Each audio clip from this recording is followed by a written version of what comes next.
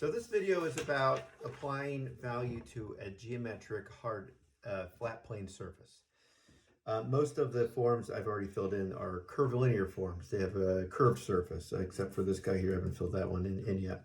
So this video is going to be about applying value to the flat surface. So I made this quick little sketch here.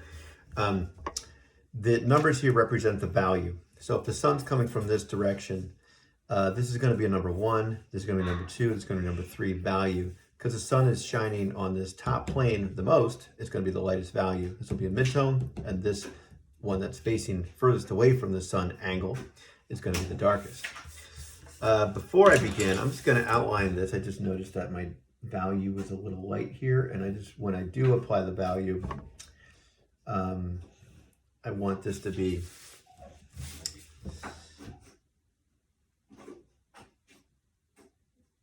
clearly outlined.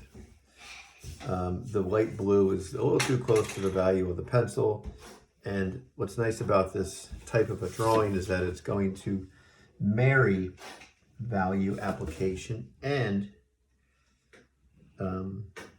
line.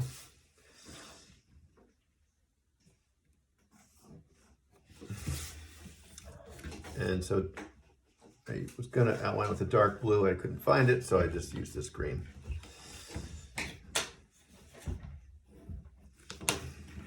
All right, so what I'm going to do next is I'm going to get my hardest pencil, and that's the 4H. I have all my pencils right here. Should have them in a little bit more of an order, but I don't. And I'm going to hit everything with an even value tone. So the first tone I'm putting on is the top plane. And that's probably the lightest or the only value it's going to get.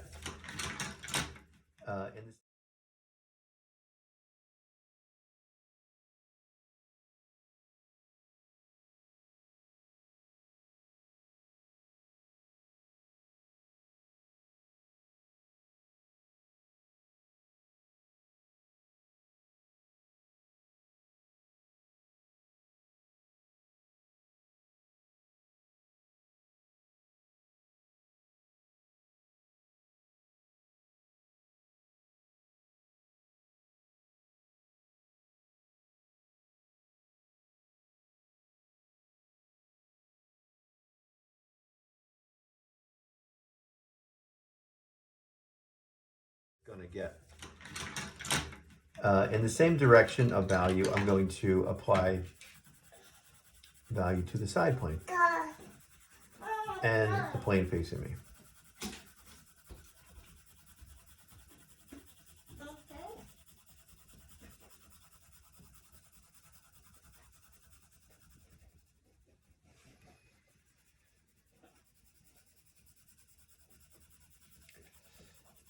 And it is a slow process. I wouldn't say it's labor intensive because you're not really laboring. You're just sitting here moving a pencil around, but it can be tedious, but it's also meditative. I kind of like how tedious it is. Okay, so I filled this in with one tone, right? What I'm going to do is I'm going to turn my paper around, and I'm going to apply another value on the two side planes. As I'm doing this, I'm trying not to add value into the sphere, the cylinder next to it. So I'm trying to be careful not to overlap that too much because I'm quickly applying the value on. I just don't want to overlap anything on the cylinder because it will get darker. Yeah, there, buddy. I don't know what you're saying. All right, so I got this here. And now I'm going to hit this guy. And again, this is all with my 4H. And this is probably the most I can do with this. I'm not pressing hard. I don't want to press hard. I'm just kind of putting a base of value down. All right, so now I can go to my 3H. And with my 3H, I'm going to hit these two again. And I'm going to try to go in a different direction. Maybe I'll just do this.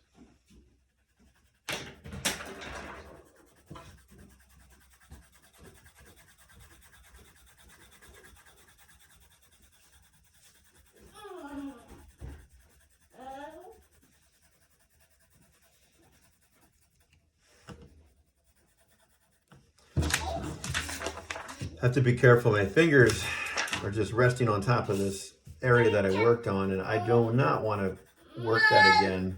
So I'm going to cover it with a piece of paper so my hand doesn't touch it.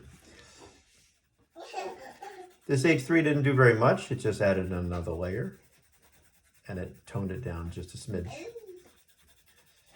All those pencil marks that come outside of the edge here, I can clean them up later. I'm not worried about it now.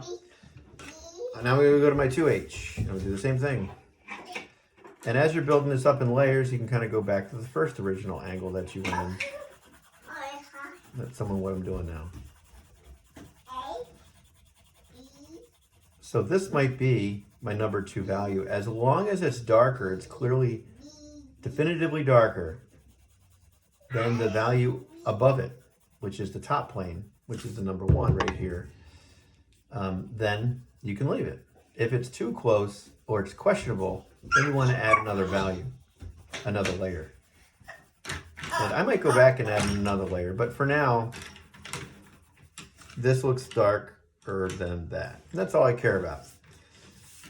So I'm going to put a layer on this guy, which I haven't done yet. I'm just going to keep it in the same.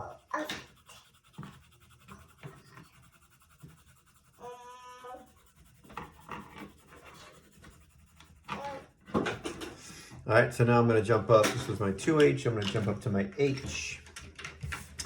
And I'm basically almost finished. I'm just going to start to apply value in this little tiny strip, because that is the strip that will get the most value. And if I make this too dark, or it just looks like an uneven gradual shift from this to this to this, then I can always just add another layer here, and that should take care of that uneven or lack of an even gradual shift. All right, so that's my H. I'm going to go to my F. I'm sorry, yes, my HB. I think it's my F.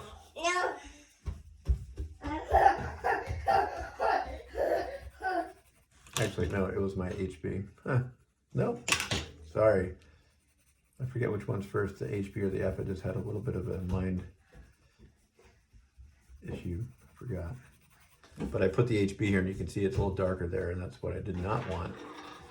So again, I'm just putting another layer on here, and I'm going to accidentally make it a little darker than originally planned, which is good because it's going to force me to put one more layer. And I think I'm going to use this. We'll go back and use the H. And put one more layer here.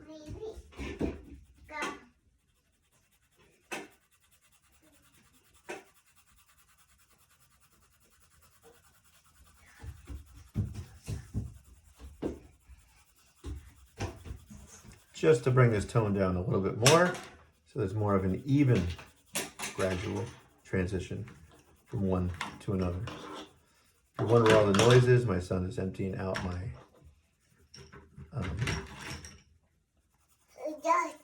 can of pencils on the floor, one by one. And there we are, done. That's it. So as I'm looking at this, I may want to add another layer of value with my F on the cylinder here. So the core shadow of the cylinder is darker than the side plane of the geometric value here, or the cuboid, because this core part's supposed to be darker.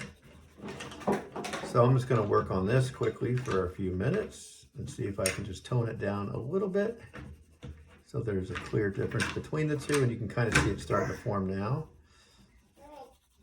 And I'm still also trying to retain my reflected light here. I'm trying to fade this into the already transition of value that I have on the left without adding too much or applying too much pressure, so I have to make a major change, an adjustment. And then of course I'm going to put it up here too as well, because it does go all the way up to the top.